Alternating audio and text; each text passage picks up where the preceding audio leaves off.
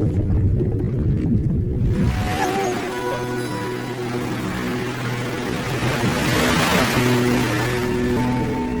到大森林的魂兽数目100年前少了多少啊？战胜强敌，我会给你们一个问题。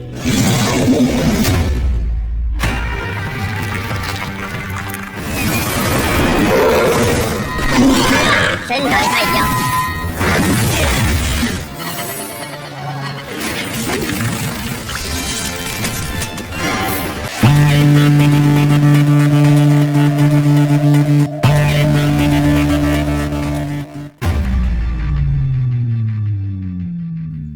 Hello everyone, di kesempatan kali ini saya akan merangkum sebuah film series dari Cina yang diangkat dari animasi yang berjudul Soul Land. Menceritakan tentang dunia fantasi dimana ini mimin bacot amat, yuk langsung aja kita jam ke ceritanya. Kisah diawali dengan seorang pemuda yang akan menjadi karakter utama di film ini, yang bernama Tang San. Pemuda ini adalah anak dari seorang pandai besi yang hidup sederhana di sebuah kampung. Dalam kesehariannya, dia menyempatkan sedikit waktunya untuk mempelajari buku pemberian ayahnya tentang ajian Rogo Sukmo dan jurus mata ungu yang sekilas mirip dengan Sharingan milik Sasuke.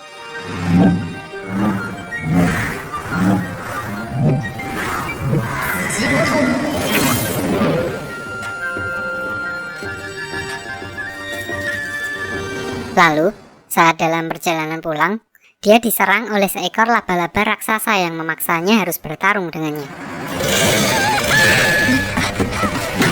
Dan sebelumnya, saya jelaskan dulu, jadi di film ini semua orang mempunyai kekuatan roh pelindung sejak lahir.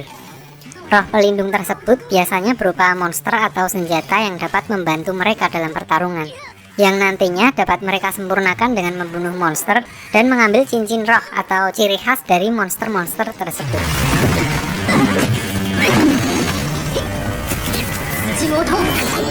Lanjut, di sini dengan menggunakan mata ungu, salah satu serangannya berhasil mengenai mata laba-laba tersebut dan malah membuat laba-laba tersebut menjadi sangat marah.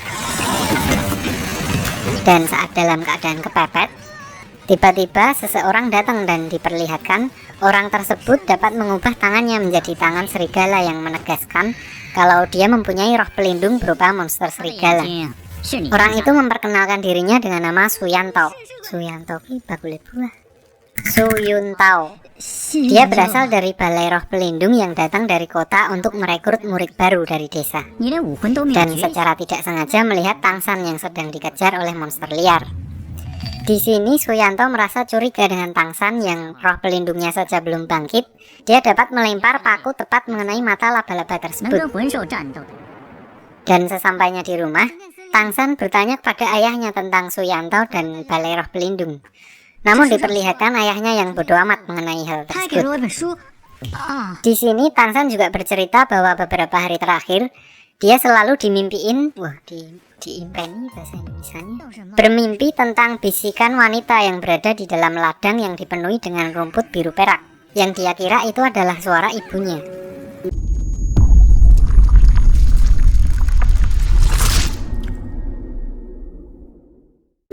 Dan untuk kalian ketahui, ibu Tang San sudah meninggal waktu Tang San masih kecil, yang membuat ayah Tang San sangat terpukul sampai menjadi orang yang gemar mabuk-mabukan hingga sekarang.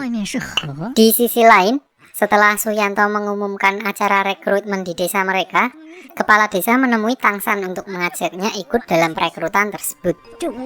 Namun, di sini ayah Tang San melarangnya ikut dalam acara tersebut tanpa memberikan alasan yang spesifik. Malamnya, ayah Tang San membakar buku yang dia berikan kepada Tang San dan menyuruhnya untuk tidak memberitahu siapapun tentang buku tersebut. Sok misterius banget nih ayahnya. Singkat cerita, paginya Tang San tidak kuasa menahan rasa ingin tahunya dan memutuskan untuk mengintip apa yang Suyanto lakukan kepada pemuda-pemuda di desa mereka. Di sini diperlihatkan beberapa temannya yang mempunyai roh pelindung belum tentu bisa menjadi master roh. Dan setelah acara selesai, Suyanto menemui Tang San karena terlihat mempunyai pribadi yang kuat dan tidak memiliki BI checking. Dia menyuruhnya untuk mencoba tes yang dia lakukan pada kandidat sebelumnya. Dan setelah mengeluarkan roh pelindungnya, ternyata Roh pelindung milik Tangsan adalah sebuah rumput biru perak yang diceritakan bahwa roh biru perak ini adalah roh paling umum yang biasa dimiliki oleh rakyat jelata seperti saya dan kalian. Namun tidak berhenti di situ, tangan kirinya seperti mengeluarkan roh lain yang sengaja dia sembunyikan. Dan saat tes kedua untuk mengetahui kekuatan roh dari Tangsan sendiri, hasilnya menunjukkan kalau dia mempunyai kekuatan roh penuh. Yang diceritakan di sini kejadian tersebut sangat langka dan bahkan hanya terjadi sekali dalam ratusan tahun. Namun, kekuatan roh tersebut berbanding terbalik mengingat roh pelindungnya yang hanya sebuah rumput. Karena biasanya orang yang dilahirkan dengan kekuatan roh penuh mempunyai roh pelindung spesial yang juga sangat langka. Hal ini membuat Suyanto heran dan akhirnya dia memberikan plat rekomendasi untuk masuk ke sebuah akademi di kota. Sesampainya di rumah, dia menceritakan hal tersebut kepada ayahnya dan juga memberitahu bahwa ada yang aneh di tangan kirinya saat menjalani tes. Lalu ayahnya menyuruhnya untuk fokus dan ternyata Tangsan mempunyai roh pelindung ganda. Dan saat roh pelindung di tangan kirinya keluar, roh pelindung keduanya adalah sebuah palu aneh yang disebut dengan palu Haotian. Ayahnya juga menyuruh Tangsan untuk sebisa mungkin tidak mengeluarkan palu tersebut. Dan jika terpaksa harus mengeluarkan roh pelindung di tangan kirinya, senjata tersebut dibuat untuk melindungi dan bukan untuk membunuh. Yang membuat kita semakin bertanya-tanya nih, sekuat apa sih palu kecil gitu doang. Di sini ayahnya mengajarkan hal terakhir sebelum Tangsan pergi ke akademi. Dia disuruh untuk membuat sebuah jarum dengan menggunakan ilmu kanuragan yang dapat memukul sebuah besi berkali-kali di titik yang sama dan tidak bergeser sedikit pun.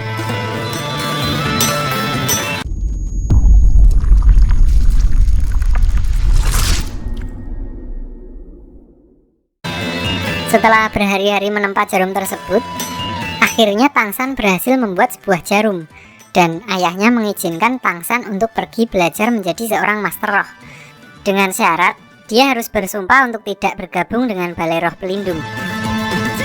Hal ini menegaskan bahwa ayah Tangsan memiliki kenangan buruk dengan balai roh pelindung, atau dia menilai pemahaman balai roh pelindung tentang dunia dahulu itu salah, dan memberikan kesempatan kepada Tangsan untuk menafsirkan sendiri tentang dunia dahulu untuknya sendiri. Di sini Tangsan juga mengekspresikan kekhawatirannya akan ayahnya setelah kepergiannya nanti. Namun, ayahnya malah memaksa Tangsan untuk pergi. Dia bilang setelah Tangsan menjadi lebih kuat, dia akan menceritakan semua kisah tentang ibunya yang meneguhkan hati Tangsan untuk menjadi master roh terkuat di akademi nanti. So, dia pergi ke kota dengan ditemani oleh kepala desa di desanya.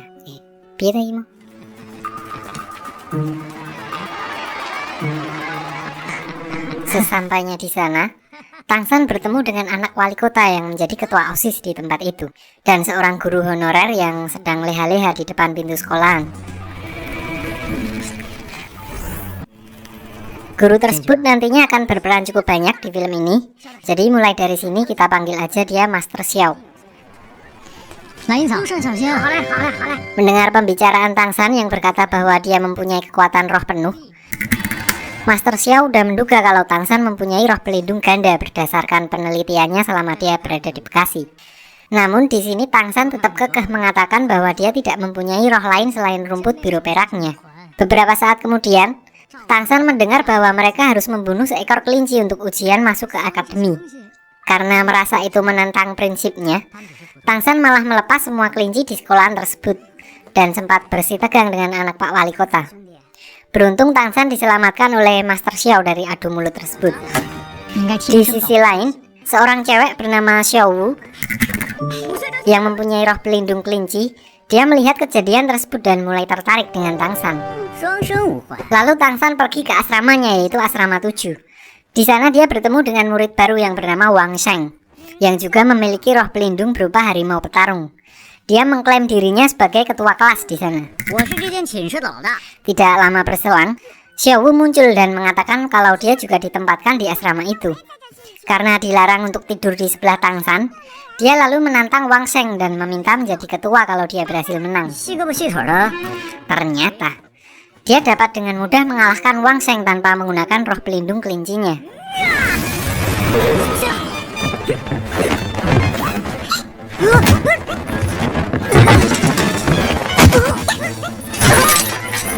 Seisi kamar itu lalu mengakuinya sebagai ketua pramuka. Lalu tiba-tiba guru dari asrama wanita datang dan meminta Xiaowu untuk ikut dengannya ke asrama wanita, karena ternyata pihaknya salah menempatkan namanya di asrama pria. Lanjut, karena diceritakan di sini Tangsan berasal dari keluarga sederhana, maka dia menemui seorang pandai besi lokal untuk bekerja part-time. Di sana dia menunjukkan kemampuannya menempa besi yang diajarkan oleh ayahnya. Si paman pandai besi itu pun juga kaget, karena ternyata Tangsan memiliki keterampilan palu udara yang melegenda. Paman itu lalu menerima Tangsan dan dia mendapatkan bayaran pertamanya. Lanjut, di malam hari saat semua udah tidur, di sini Xiaowu menyelinap ke kamar Tangsan dan langsung tidur di sebelahnya. Tangsan yang capek karena habis pulang kerja, mengira kalau itu cuma mimpinya saja. Namun, saat dia terbangun keesokan paginya, dia terkejut karena ternyata Xiaowu benar-benar tidur di sebelahnya.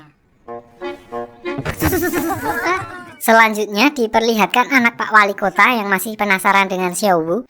Dia menyuruh anak buahnya untuk mencarinya dan mengajaknya ngedate. Namun, Xiaowu yang masih polos merasa tidak suka dengan anak Pak Wali Kota itu dan menolak ajakannya. Lalu Xiaowu dan para penghuni asrama 7 mengikuti Tangsan untuk makan di kantin. Hal itu membuat anak Pak Wali Kota mulai menaruh dendam kepada Tangsan. Dia menilai kalau Tangsan sengaja menghasut Xiaowu untuk menjauhinya. Selanjutnya, saat kelas dimulai, anak Pak Wali Kota menantang Tangsan untuk melawannya.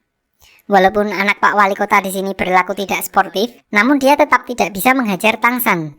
Semua itu berkat buku jurus-jurus rahasia pemberian ayahnya yang dipelajari Tangsan sejak kecil.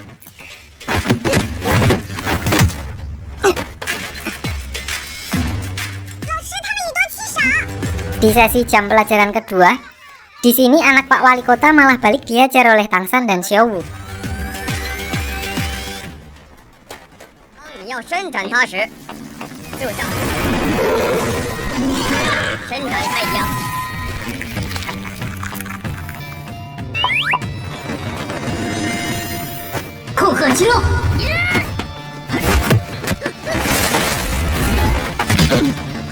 Gurunya yang melihat itu langsung memisahkan mereka dan menghukum Tangsan untuk menyapu lapangan.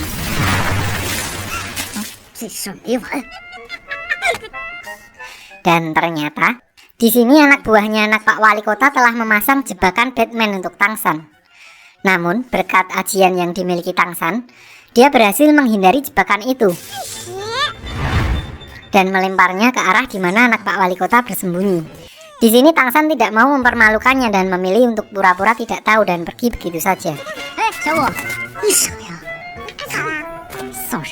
Selanjutnya saat di kelas, Tangsan memperlihatkan roh pelindungnya dan meminta gurunya untuk membantu mengembangkan roh rumput itu agar bisa dipakai untuk bertarung. Namun di sini gurunya berkata kalau roh rumput adalah roh pelindung paling lemah dan tidak berguna. Dia lalu menyarankan Tangsan untuk menjadi master teori saja agar bisa menjadi guru nantinya. Merasa tidak puas dengan jawaban gurunya, lalu Tangsan menemui Master Xiao. Di sini dia diberikan mindset bahwa tidak ada roh pelindung yang tidak berguna. Yang ada hanya pengguna roh pelindung yang tidak berguna. Selanjutnya Tangsan diperintahkan untuk mengamati ciri-ciri dari rumput biru perak dan bersemedi agar bisa lebih dekat dengan roh pelindungnya. Dan setelah Tangsan mengerti karakteristik dari roh rumput, Tangsan lalu dibimbing untuk dapat mengeluarkan perwujudan dari roh rumput miliknya. Setelah melihat roh pelindung milik Tangsan, Master Xiao lalu merekomendasikannya untuk menjadi master roh tipe pengontrol, di mana roh pelindungnya bisa dimanfaatkan untuk berubah ke bentuk apapun karena sifatnya yang lentur. Diperlihatkan, Tangsan lalu bisa mengubah roh pelindungnya ke bentuk tali akar. Namun karena belum sepenuhnya bersatu, dia terlihat kewalahan dalam mengontrolnya.